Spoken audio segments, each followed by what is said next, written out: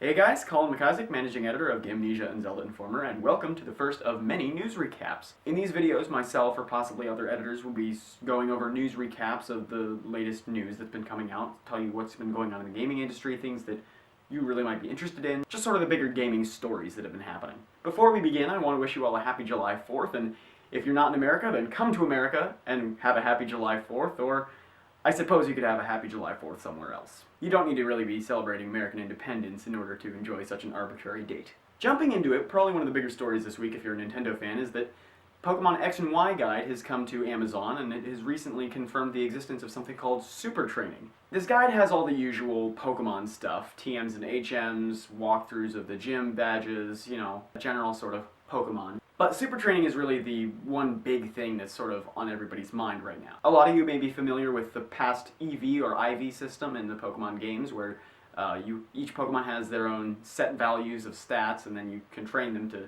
improve different values of stats, or EVs. These set values are called IVs, but that's not important. What's important is that it's a real pain in the butt. So a lot of you are probably going to be really excited to hear that Super Training may be some sort of evolution of the EV training system.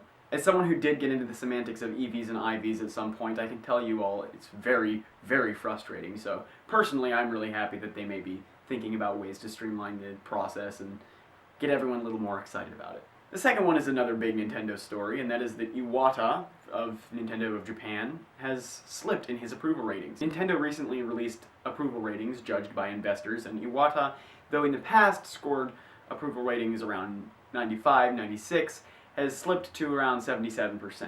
In fact, he's the only Nintendo executive to score under 90% this year, so that's a little telling. He headed the way in the Wii era, where Nintendo saw perhaps their biggest success in a decade or more.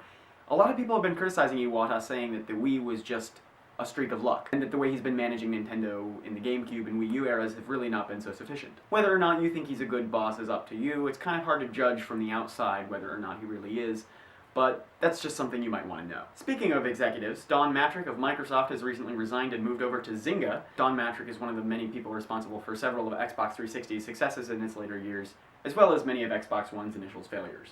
He'll now be serving as the Chief Executive Officer of Zynga, so he'll be getting some pretty big perks, I imagine, though his salary will be paid 95% in stock, which gives him a huge stake in the company's success. It's going to be really interesting seeing how this one plays out. Going in the vein of Xbox, Microsoft has recently announced a user reputation system, where gamers will be placed with other gamers based on their reputation. There will be very good things that happen to people that just play their games and are good participants, and you'll start to see some effects if you continue to play bad or harass other people en masse. Hopefully this system will do a good job in matching people up with gamers who are similar to them, and hopefully it can sort of weed out those sort of bad seeds that can kind of ruin someone's online experience. So hopefully the good gamer Gregs out there will get a better Xbox Live experience. In other news, Nintendo has shut down several Wii channels. They announced that this update would be coming soon a few months ago, and they finally did it. The Nintendo channel, the News channel, the Forecast channel, the Everybody Votes channel, and the Me Contest channel, all gone. It's sad to see these services go, but of course, I never use them anymore. I doubt many people were really embracing them much anymore. So many years after the Wii came out, not a lot of people are going to be really interested in these extraneous services that are offered better in several other places. But you know, end of an era and all, it's kind of sad. Nintendo has also announced a new Chibi-Robo game coming out of nowhere. For those of you who don't know, Chibi-Robo is this little robot who walks around solving people's troubles and gets happy points. It was this great game on the Nintendo GameCube that I personally love a lot, so I'm kind of excited to see that this is really happening. On the downside, the last two Chibi-Robo games have been a little underwhelming. I believe one of them was even Japan only.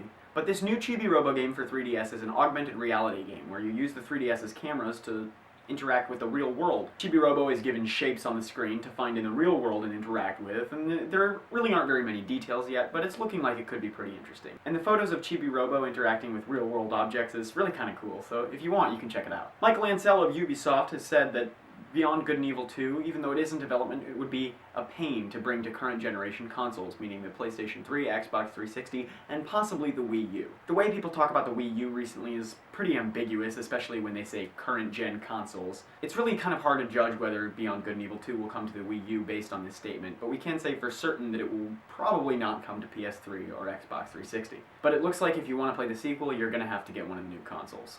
EA Sports has made an official statement about the Wii U, saying that they will support the platform if the install base is there. In an official statement, they said the sports gamers really weren't there to support their games at launch, and so they've been a little hesitant to release them lately. I'm sure many of you know of, or are at least vaguely familiar with EA and Nintendo's rocky relationship, so this shouldn't really come as too much of a surprise. In response to a recent movement to eliminate region locking from Nintendo's consoles, Nintendo of America has officially responded, saying that they will not be eliminating region locking anytime soon.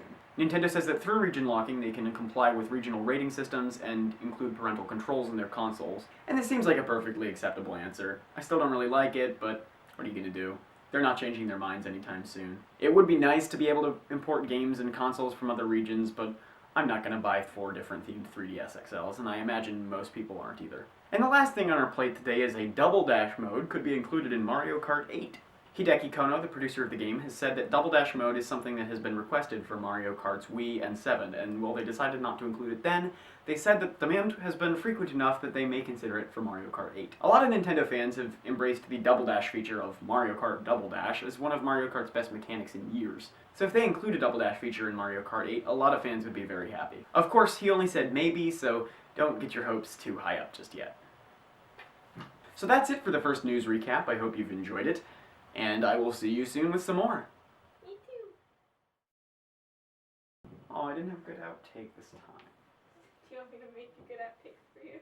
No.